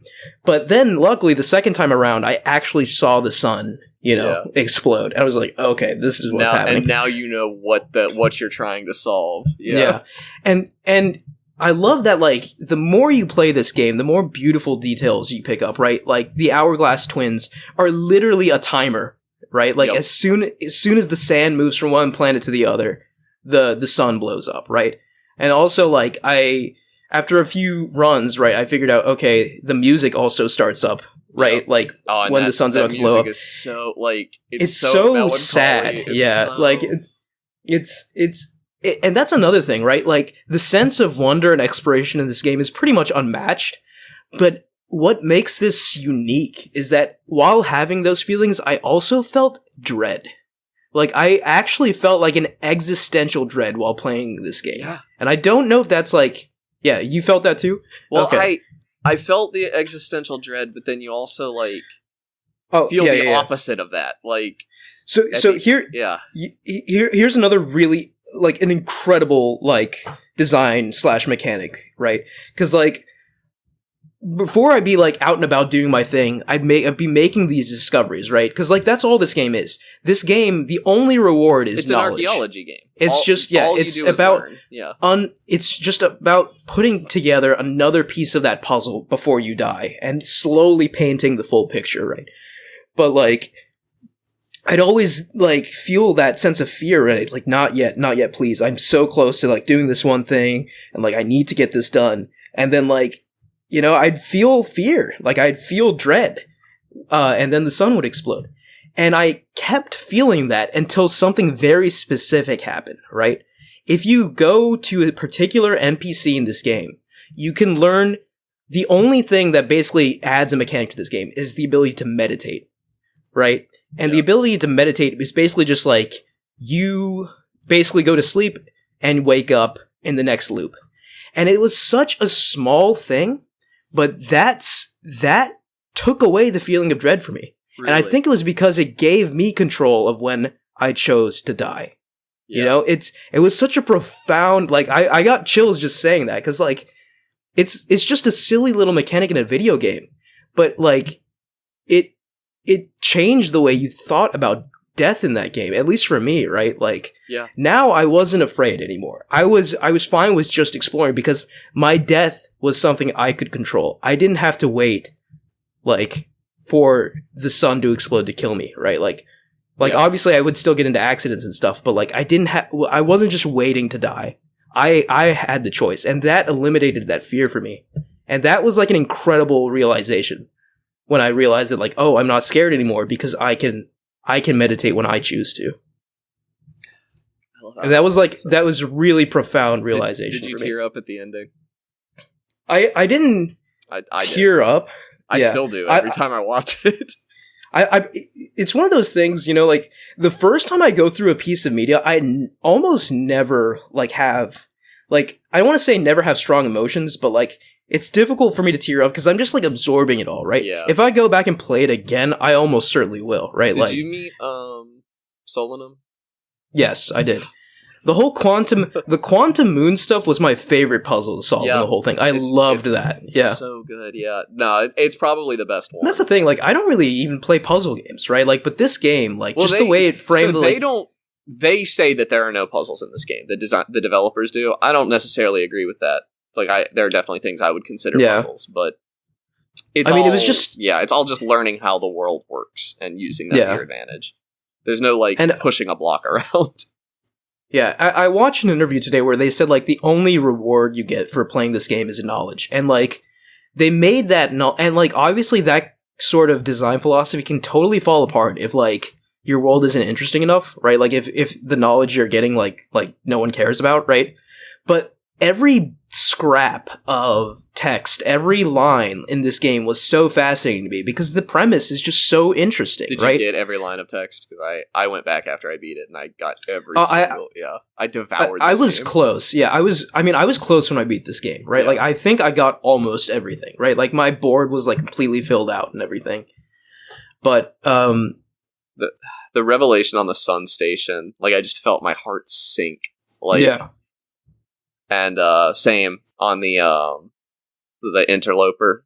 Oh my god, this game. Yeah. Did you play the DLC? I started it, right? So I realized it was the DLC, and then I was like, okay, I'm going to come back to this later because I was afraid I wasn't going to beat it in time Okay. Right, because my time limit was Ragnarok. I was like, I need to beat this before Ragnarok. Did you like find? So I stayed up late last night playing it. Yeah, I found it. And that was so cool. My jaw I found hit the floor when I first saw that. And I landed on it, and it was scary, man. Like it was oh yeah, the DLC is like light horror the whole way through. Yeah, but I was just like, this is more puzzles that are like intensely interesting, and I mean to come back to this. And I definitely will come back to Echoes of the Eye, but like I was just like, I need to finish the main game. And like the last like 4 or 5 hours was all spent on like 2 mysteries, because like one was the Ash Twin project, where I was just like, I cannot figure. At a certain point, I was just like, I have to look this up, because I was starting to get angry at the game, and I didn't want to have negative feelings for this game. I had to look that one up, and I was just like, I have to look it up. Hate that, otherwise, I'm gonna But that's because the answer is so obvious, but it doesn't work the first time you do it, and yeah. But yeah, so I think the other mystery that like I was stuck on was the Sun Station. Yeah, so I figured that out pretty quickly, though, like in comparison to the Ash Twin project, which I actually had to look up. I will say, I mastered the controls of this game after I beat it. You can land on the Sun Station. I've done it. Oh yeah, I saw that there was an achievement for that. That's crazy. I've done it. Yeah. I did it on an Xbox too. It wasn't even on my PC because it's a little harder on. It was on an Xbox One, so the frame rate's a little lower, which does make the flying meaningfully harder.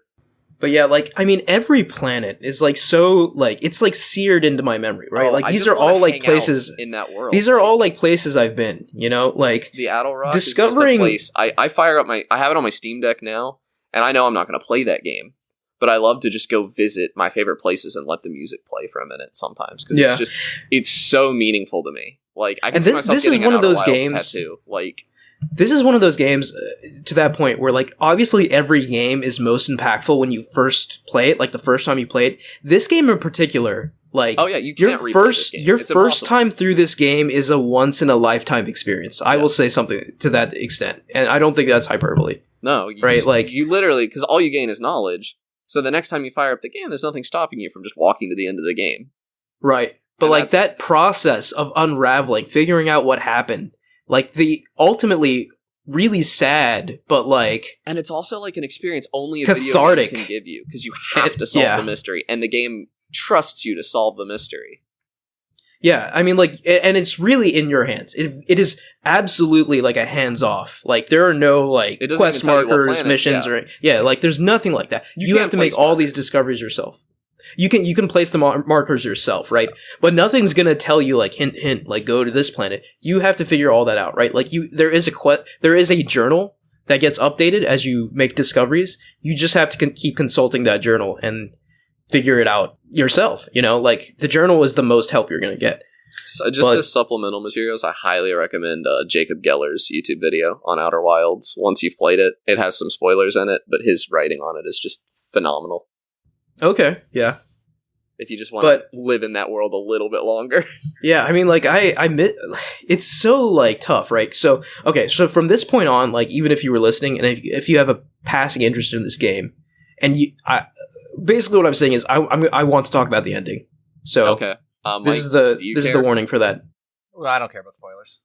Okay. So... Seriously, though, don't listen to this if you haven't played the game. I second that. It's very... If you have... Like, we're probably not talking about anything else. Just turn the podcast off. Yeah. So, the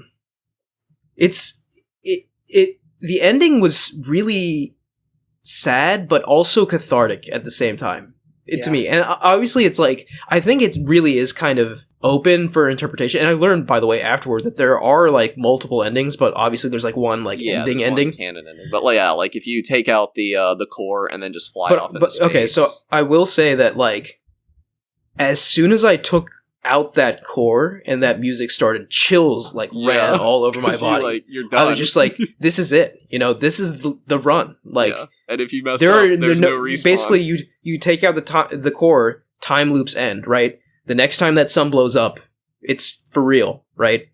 Yeah. And you imagine how frustrated I was. I was feeling all these things, right? Yeah. And then I got eaten by a freaking anglerfish. I think that's a common experience. Yeah. I was just like, come on, man. So I actually had to do that like 2 more times. Yeah. And like, I can only imagine like the exhilaration I felt when I first did it. If I had made it that first run, that would have been like, oh, that would have been so good. But it's okay, you know, like... But the freaking anglerfish give me anxiety, man. But yeah, so I made it to the vessel, right? Yeah. Stuck in the warp core, warped to the eye of the universe, which is the thing you've been trying to find, basically. Yeah. Which, like, I just want to point out, like, how thematically amazing this game is. The game is about observation. Like, all you do the entire game is observe things. And it's, like the theme question is, like, does anything, like, the most important thing the universe can do is observe itself, is what they're saying. And, like, a lot of, like, the Nomai technology, you observe it, you look at the ball and move it with your vision. That's how you control things. Yeah. And, like, the quantum mechanics in the game are that if you're looking at something, it's there, but if you look away, it can move. Like, I love the quantum mechanics. The whole theme is about observation, and you're chasing the eye of the universe, which when you observe, it's going to do something. Right. But I will just say a little tangent. You know, I love the quantum moons. It was so rewarding figuring out like how, like, getting the moon to warp to the 6th location to the eye of the moon, and then seeing a Nomai, like the civilization that went extinct like hundreds of thousands of years ago, and actually talking to one. Yeah, like, the reveals and like just the rewards for like putting in the work in this game are just unparalleled, and it's just knowledge. Yeah, that's the most beautiful thing. But anyway, so going back to the end of the game, right? You warp to the eye, and then things start getting a little weird, right? So you explore it for a bit, you jump in, and then you see the museum, right? Like the museum where you started the game, and you read some of the entries, and they're altered, right? Like based off of like what you accomplished this game, and it's all like past tense, right? Like this is a civilization. Your current civilization is now being referred to in the past tense, right? Yeah. So it's very much the implication that like a race learned to travel through space at the end of the universe. Yeah, the end of the universe, right? So that's another thing that gets revealed as you play this game, right? It's not just your solar system. The entire universe is dying. All of the stars are blowing up. And basically, the universe as we know it is trying to end, right? But it can't quite end because of the Ash Twin project. Because the Nomai figured out a way to go back in time 22 minutes, right? And the sun going supernova triggers this interval every time, right? So basically, the universe is stuck, right? It can't die, even though it's supposed to die. And you doing this allows the universe to finally die. And I don't know. And notably, like, the time loop had been happening for a long time before you got stuck in it. That is revealed later in the game, that the time loop had already happened thousands of times before you became a part of it. I'm trying to remember. I can't remember if I saw that, or maybe I got something mixed up. It's when you find the coordinates, it tells you the number of times. Oh, yeah. And it's like in the thousands or tens of thousands. Yeah.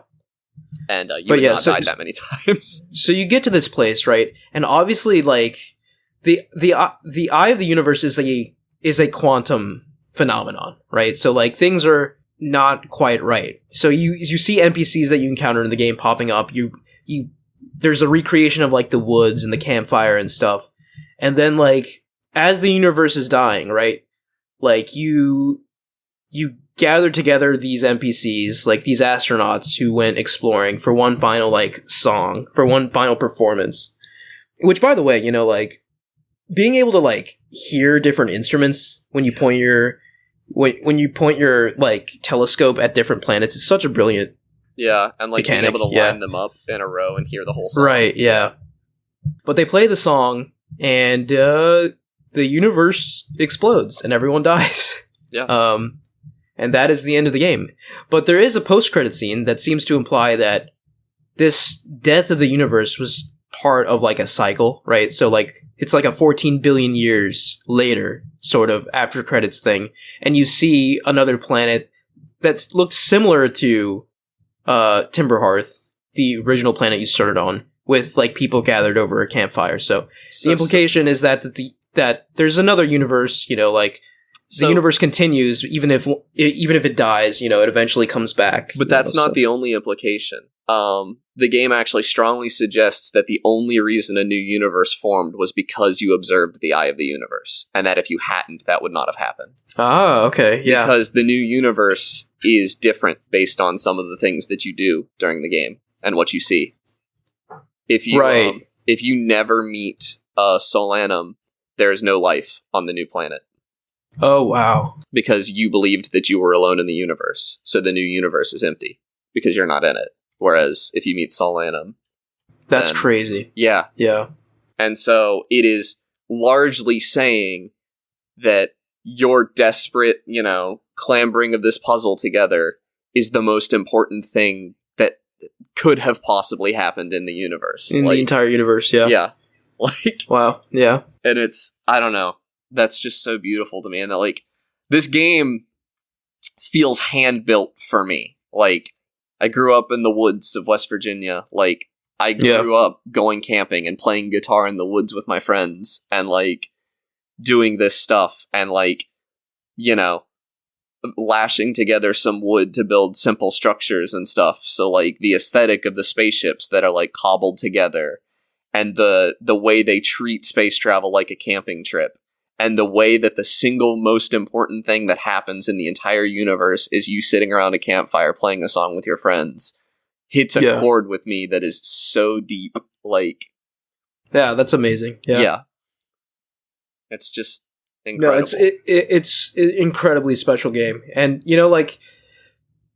I don't know, obviously, it is weird, right? Because that, if you end the game, right? You want to end the game, right? But in doing so, you end the universe, your own life, the life of everything you know. But, it feels like the right thing to do. Right, yeah. It feels like the natural order of things to make that happen, and then you're at peace when that finally happens. It's a weird feeling, man. It feels highly existential. I really like it. I love watching people play this game for the first time. If I see a streamer playing it for the first time, I'm watching, Yeah, that's something I can never capture again, really, unless they make another game. You'll feel it a little bit more in the DLC. You're very fortunate that you get to do that. The DLC is mechanically not as good as the base game, in my opinion, but the writing is incredible in it. And it actually manages to expand on that story without taking anything away from it.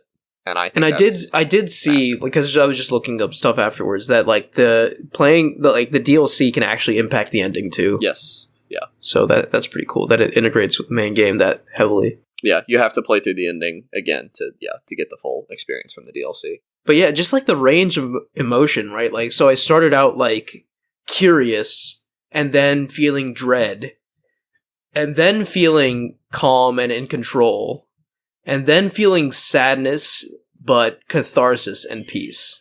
Those were my emotional progression. Yeah, playing this game, and it's pretty crazy that a game that is just about exploration doesn't even have voice. Doesn't even have voice dialogue. Yeah, that is the one thing that that is a little frustrating about this game is that if you don't like to read, you're not gonna like this game. This game. All the clues are you have to read all of them. But I think it is so the best game I've ever played. Bar none. Or at least it's the most important. It's definitely up there for me. Yeah, it's definitely not hyperbole. No, it's so good. Yeah, it's really good. Okay, so you want to get mad here? Yeah, for a second? Yeah. I just out of curiosity, I checked the Metacritic score. It's not that good, I know. It has the same score as Outer Worlds. Yeah, which is just But that doesn't... So, the reason that doesn't make me mad is a little bit elitist, but I also saw it only had 15 reviews, so not a lot of people played this game. Yeah, and a lot of game journalists, and this isn't even me calling them idiots. They don't have the time for a game like Outer Wilds, which if you don't give Outer Wilds the time to really stretch its wings, then it's not that good. It is a lot of floating around space, and most of the people, I'm not calling them idiots. I know a lot of people that could not come to terms with the ship controls and never played the game because of that. And then there were some people like Justin McElroy, used to work for Polygon. He could not figure out where to go. And that frustrates me to no end because it doesn't matter where you go. Everywhere you go, you're going to find stuff. But no, I definitely felt can't not have their hand held, I guess. Maybe just a contemporary comparison. In a sense, it was similar to Elden Ring, where I was just all right, I can't figure out where to progress beyond this location. Let me just go somewhere completely else. And at a certain point in the game, I had enough faith that like whatever I discovered in location B would eventually tie back into location A, because everything in this game is connected. I was thinking of Outer Wilds when I was playing Elden Ring for that reason. Yeah. Like, and it is a bold statement, but I feel like Outer Wilds has made them, because Outer Wilds, the version that we played is the final version, but it was like doing rounds throughout the game development community for a long time before that, and it kind of feels like it has informed some major games since then. I mean especially like all these time loop games coming out. It came out in 2019, right? Yeah, but it so was we're in the news in like 2017, I think. But here's the thing: we're just now probably going to start seeing the fruits of what that game has done to the scene at large. So and that's really exciting to me. But there's just some stuff that I feel like Outer Wilds gets right. Like Outer Wilds gets an open world right in the same way that Breath of the Wild does, but on a much smaller scale. Like, you see something, you want to go check it out, you go check it out. Like Outer Wilds gets time loops right, which no other game has gotten right since, really. I think every other game has actually done a really bad job on those, but they've definitely tried.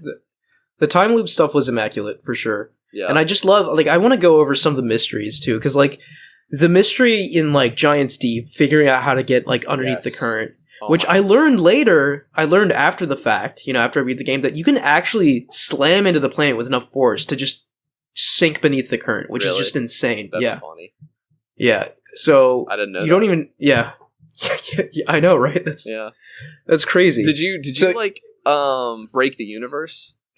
No, I read about that afterward, but I didn't end up. I think I got close though. Like, I was playing around with those like mini black holes and white holes There's that you created. There's a couple different ways you can break the universe. You can the hole that forms that's supposed to send the information back in time. You can jump through that. Yeah. And then you can meet yourself, and like actually you have dialogue talking to yourself and stuff. Yeah, I saw that. Like after I beat this game, I looked up every secret. I was like, I have to know like everything about this game. You gotta know everything. It's just but it's crazy that all that stuff was in that game. Yeah. Like I didn't see any of those alternate endings. Did you end up talking to Chert while you were Chert is he's on Ember Twin, right? Ember Twin, and he points out that the stars are exploding in the sky and how horrifying that is. And that's like the earliest point in the game. Probably. Oh, yeah, he did say that. Yeah, I kind of just like hand-waved it away. In the game that the Nomai are not destroying your star and that it's naturally dying. I just sort of took that as like, okay, you observed a bunch of stars, right? Like there's billions of stars, obviously, like no, but you're can gonna look observe up like thousands of supernovas. I just realized. realized, you can see it. Yeah, you can look up and see the stars popping. Wow, and there's not very many left at the end of the 22 minutes. Like, oh my god, yeah, I remember. Like, flying through space, you see like these blue pops, mini fireworks, and I was just like, okay, I just assumed those were galaxies, but now that we're talking, like, those were absolutely just dying stars. Wow, yeah, and they had died a long time ago, like. Because that's how light works. Right, yeah, wow. And that's why Chert's so scared when you talk to him, is he's like, there's not... Oh, yeah, poor Chert. left. Yeah. Yeah. I really enjoyed, I forget the, Gabbro? Yeah, Gabbro. Gabbro. He's the one he was so chill. Right? Yeah. Because he found an Nomai mask and got linked to the Ash Twin project. So he was also going back every 22 minutes. He just didn't care. And who knows how long he's been doing it, right? Like, I think he's been doing it so long, he's just grown apathetic, So he's just... So he can't have been doing it much longer than you, because I think you get caught on the first one. Because it's not that you hadn't seen the mask on previous loops, or the statue. Oh, wait, I have a question. Yeah. Sorry. This is actually bothering me. So, when you go to the Ash Twin project, there are 3 masks lit up. Who's the third one? That is the cannon. The cannon? Yeah, because the cannon is sending the coordinates that it so the cannon... Yeah. Oh, so you can link inanimate objects to a mask? Yeah, it's just it's passing information. It's not like a soul or anything. It's passing memories. Okay. And so you are dying every time. It's just the memories of what happened that go back, which is kind of messed up. Yeah. But... it's sending information, because anything else would create a paradox, and saying that information wouldn't is kind of wild. That's a weird take, but that's just the rules that the game decides to play with. Right, yeah. So, yeah, the cannon is sending back where it's already fired, and you can see the number of times it's fired, and, like, it tells you the number of firing that it found what it was looking for, and that's when it starts capturing you and Gabbro is on that one. Gotcha. Because it doesn't put people in the time loop until there's a reason for people to be in the time loop to actually operate on that information. Yeah. Yeah. What a game. Yeah. So just going back to some of the planets, right? Because I just want to get this all out now. Like the Brittle Hollow and how like the core of the planet's a black hole. Yeah, they actually you think you were going to die the first time you fell in? Yeah, I fell through and pop out like the white hole, and I'm just like, oh my god! And then I found the white hole station. That was one of the first places I went. One of the biggest fist pumps I had, because this actually took me a long time to figure out, was the quantum tower on Brittle Hollow, right? Because I was just like, how the heck do I climb this thing? Yeah. And then I realized, right? Because, like, the whole planet, like, the beautiful thing about I keep using that word, right? But it's an apt descriptor. But it is like, beautiful because it's something you look at largely. Yeah, but like one of the most awe-inspiring, I should say, things about this game is that like these 22 minutes are dynamic for the entire solar system. So what do I mean by that, right? Like, so like things are constantly happening over time that actually affect. So, like, let me put it this way.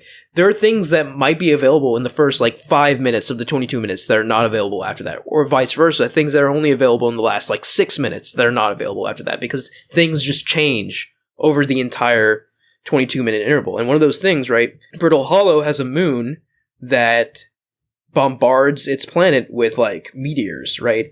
And as the planet is bombarded with meteors, the city that exists underneath the planet falls into the black hole, like one piece at a time, right?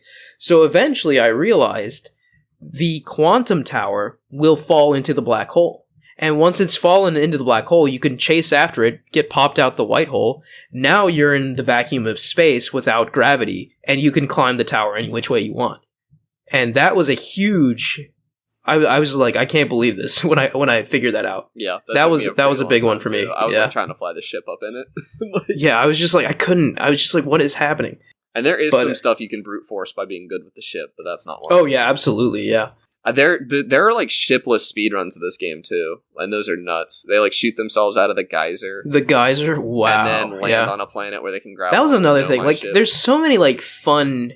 Yeah, discoveries everywhere. There's so much stuff that like the first time I jumped down the geyser, I was just like, "Oh, this is neat," and then it shot me back up, and I was just like orbiting the planet. I was like, "This is so rad!" Like, and it's so much fun because a lot of that stuff you don't need to solve the major puzzles of the game. It's just fun, like lore down there, yeah, like where you learn that the Nomai like saw your species back before, back while you were like an aquatic fish or whatever, yeah, and that's the reason you survived when the interloper exploded was because ghost matter can't go in water. Yeah. And that's the only reason your species survived it. Everything else died. That's like so good. It's such a good story.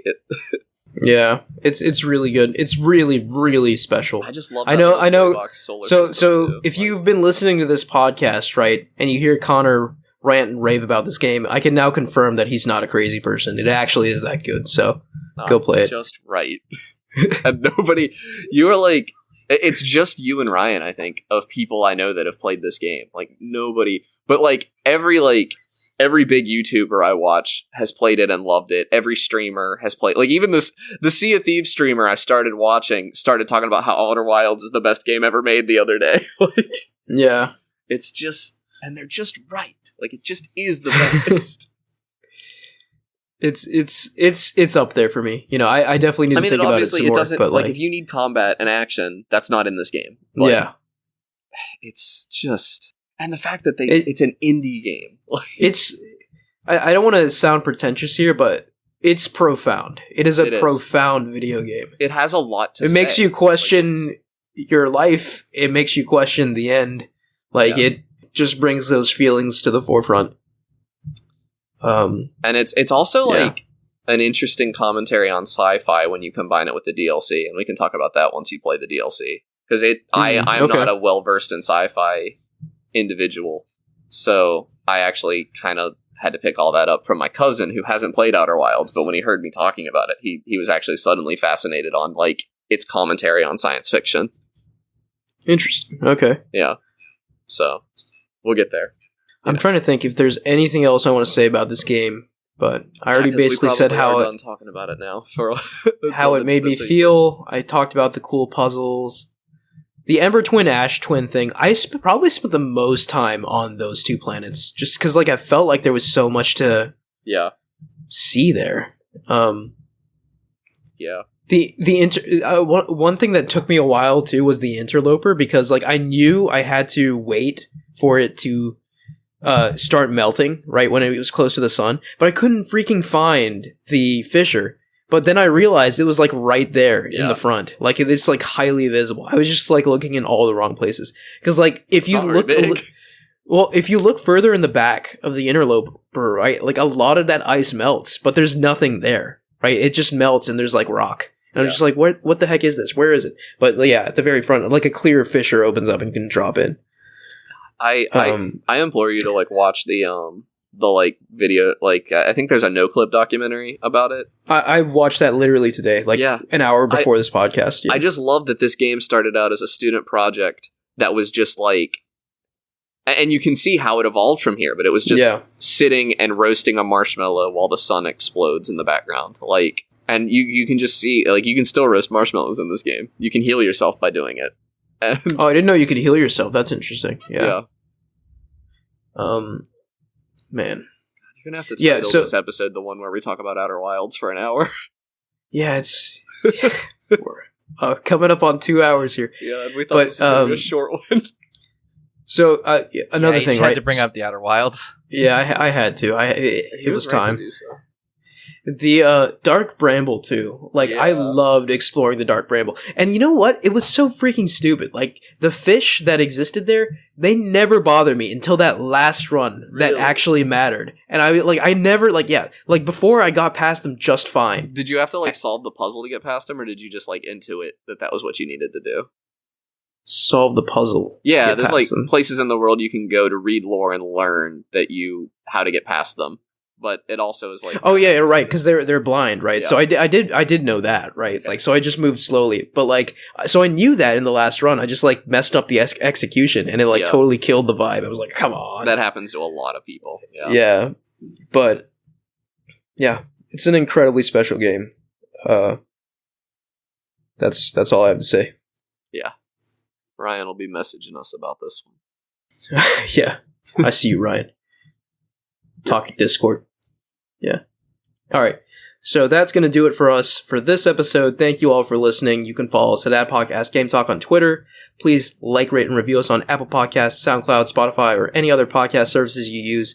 Click the link in the description of this podcast to join our Discord and talk to us there. Thank you, Connor and Mike. Yeah. See you guys next week. Hope. Yep. I'm available next week. Yeah, I'm available next week. All right. See you next week.